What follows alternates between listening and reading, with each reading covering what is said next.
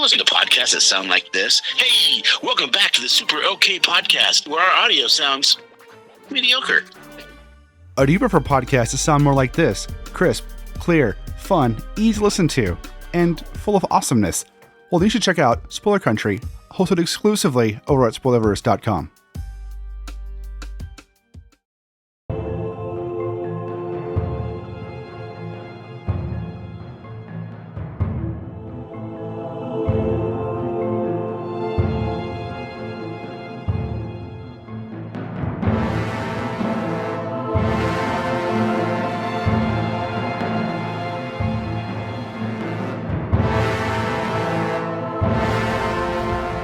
What's going on, everyone? Welcome back to Shootin the Sith. I'm your host, Robert Slavinsky, and today I want to talk to you about just what the hell is going on at Lucasfilm and Star Wars. You know, there's been some really cool information that has come out recently, which surprised me because it's something that happened more than a year ago, and I just found out about it recently, which is Dave Filoni being pretty much in charge of a lot of the things going on over at Lucasfilm when it comes to Star Wars, which is phenomenal. I think that is the best case scenario, the best thing for Star Wars moving forward, as he has been the creative mind behind some of the most successful and most beloved Star Wars content that George Lucas had not created, such as the Clone Wars, Rebels, the Mandalorian he was part of. So there's a lot of good that comes from that there. Now, one thing I want to talk about though today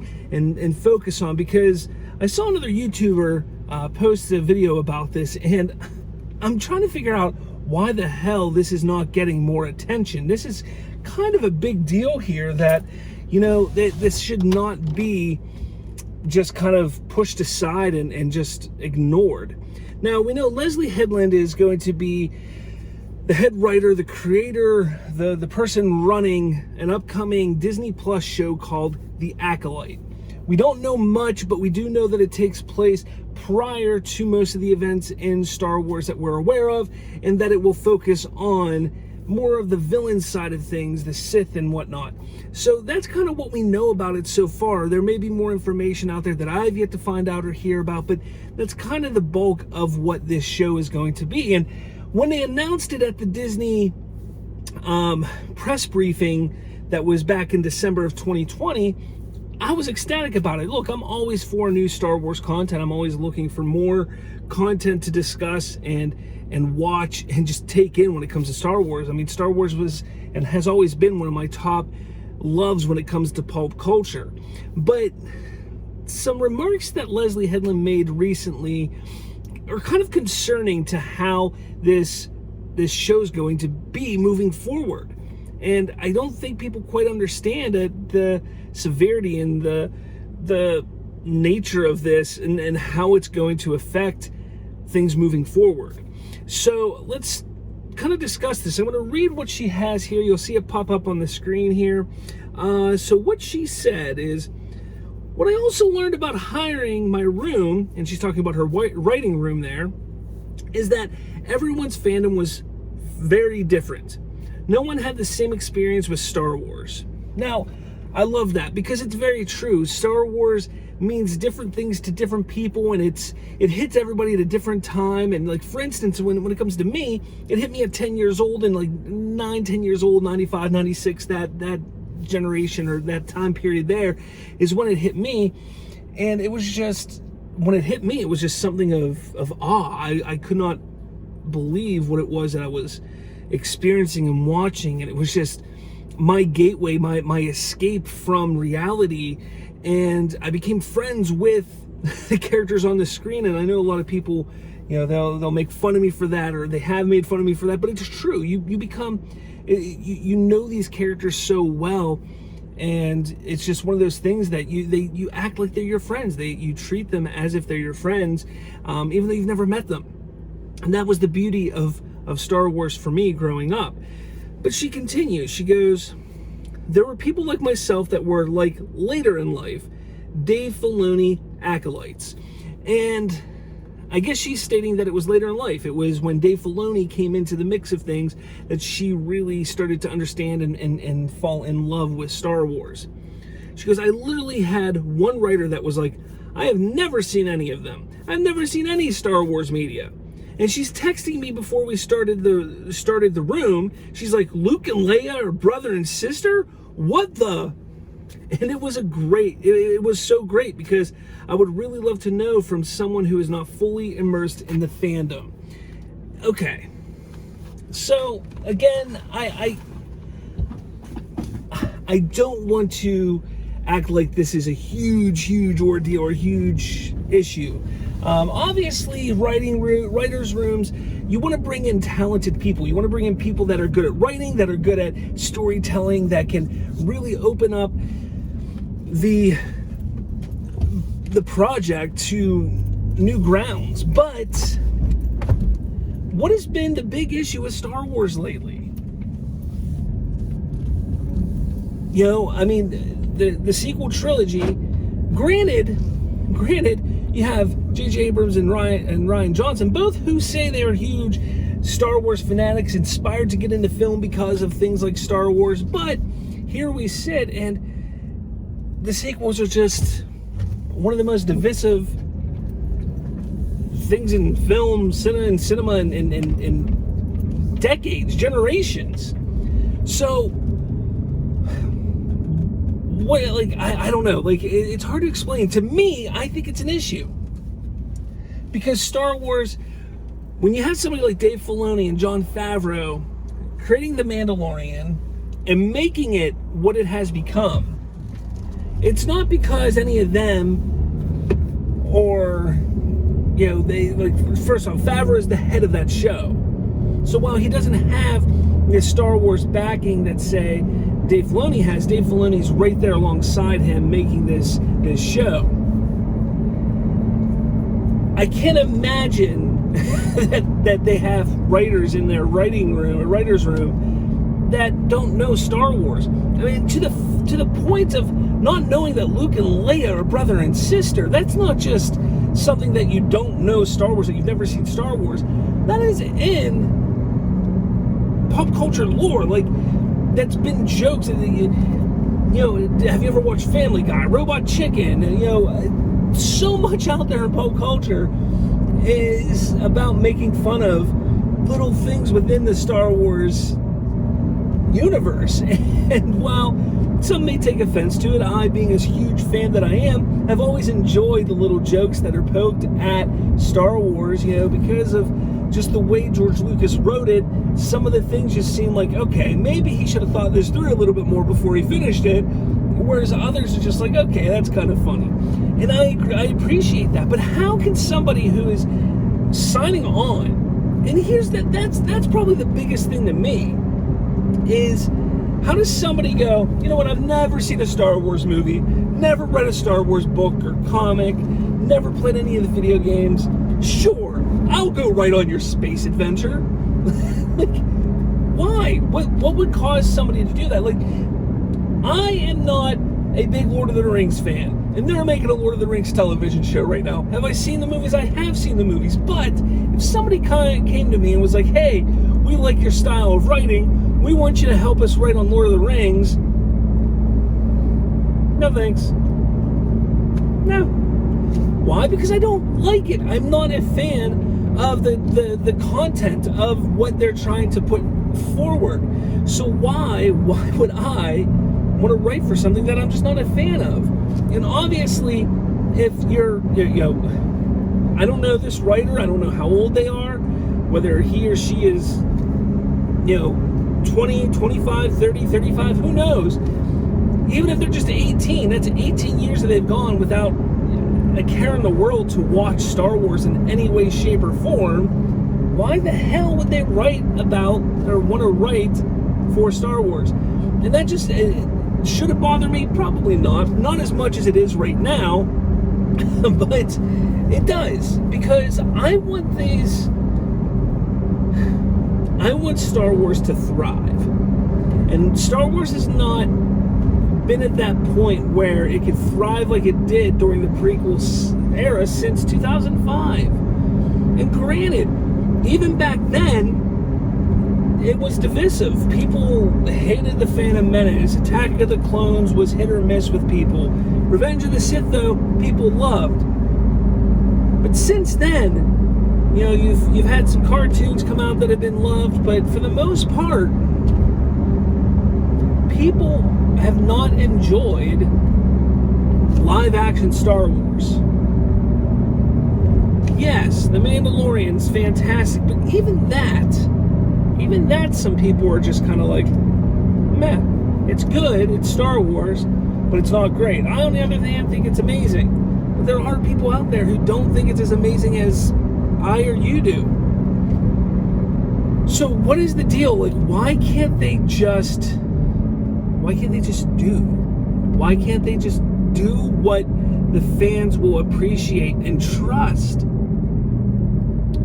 You know, and now it sounds to me that even getting someone like Leslie Headland in there may not have been a good idea. She's setting up the writer's room. She's pulling in these people to write a show that she is in charge of. That she is writing. She's pulling in people that don't know Star Wars? That have never watched it before? I've done some more research on Leslie Headland, kind of seeing where she came from, who she is, and the more I read about that, the more I'm not surprised and shocked on this development here. Now, on top of that, you know, there's still so much unknown with what is going to happen with Star Wars moving forward.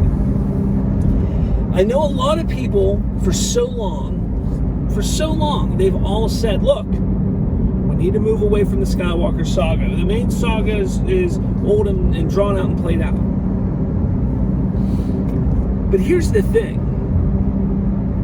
Everything was built off of that saga. Everything was built off of the Chosen One prophecy of Luke Skywalker, of Anakin Skywalker. That is what Star Wars was built off of.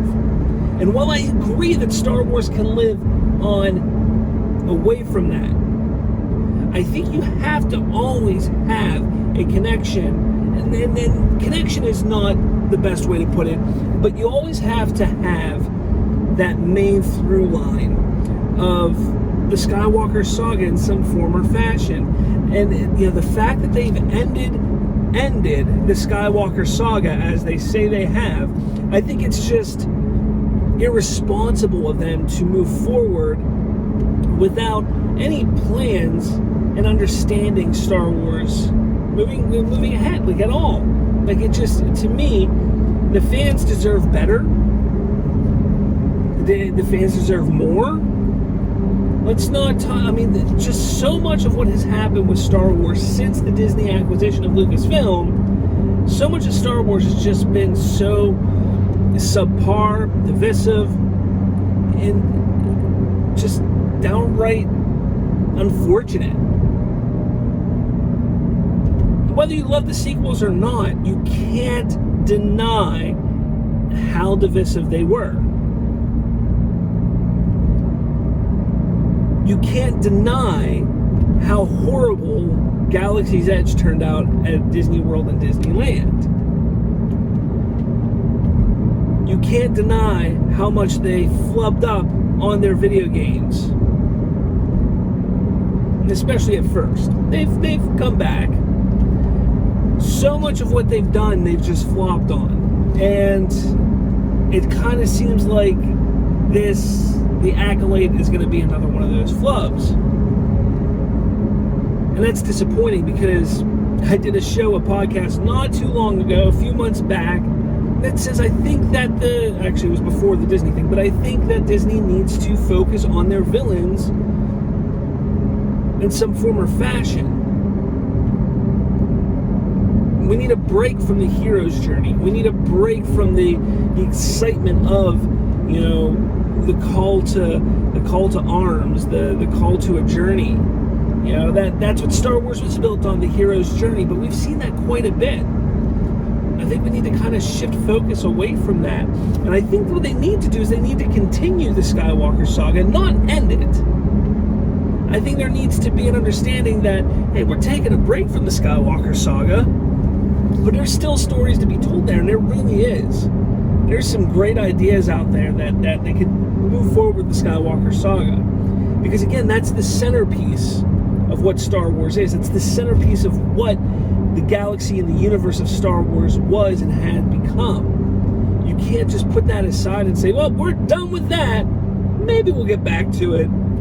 Probably not. You can't do that. And I know Dave Filoni knows that. I'm sure he has no doubt in his mind that at some point they're going to have to revisit the Skywalker franchise and saga.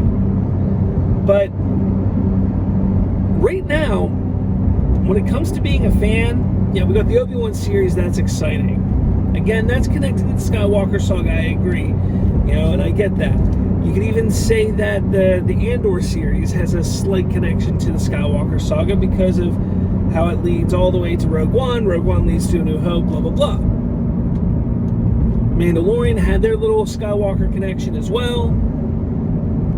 Book of Boba Fett, I don't think will. I think that's going to be the first real project that falls outside of the realm of the Skywalker saga. Mandalorian, yes, it did at first, but we saw the connection come up in season 2. So, I want to hear your thoughts on this whole writer's room for The Acolyte, who Leslie Headland had hired and has hired. Is it something that you are worried about? Should no one be worried about it? Should we just let it go and wait and see? I always take the wait and see approach, I really do, but it's been tough with Star Wars because did the wait and see with The Last Jedi, even though we were excited about it, was wait and see with The Rise of Skywalker, disappointed in it. Let me know your thoughts. I want to know your thoughts. I want to know what you're thinking, what you're all thinking about what's going on with Star Wars and Lucasfilm. Now, one last thing I want to talk about before I get off here is Spoilerverse.com. Now, Spoilerverse.com is the network, Spoilerverse Network. We have so many different podcasts on there. I want you guys to go check them out. Whether it's pulp culture, music, video games, whatever it is, you're going to find something that you like and enjoy over at Spoilerverse.com. So many great shows. Our flagship show, Spoiler Country, is a fantastic show. They do interviews with people, within the comic book realm, TV realm, movie realm, all that jazz. It is a fantastic show, so make sure you check that out. We've got some shows coming up over on the Bridging the Geekdoms channel from Polygon Warriors. That's video games. We got Shootin the Sith, that's this show here, and Bridging the Geekdoms. Some big things are happening, so make sure you go to Spoilerverse.com to find more, and make sure you hit like, subscribe to all of those shows. That way you don't miss anything. But with all that said, guys, thank you so much for watching. It has been a pleasure discussing Star Wars with you. I hope you guys enjoyed this video. And again, I want to hear your thoughts and even your concerns. If you got them, throw them down in the comments below. With all that said, guys, may the Force be with you.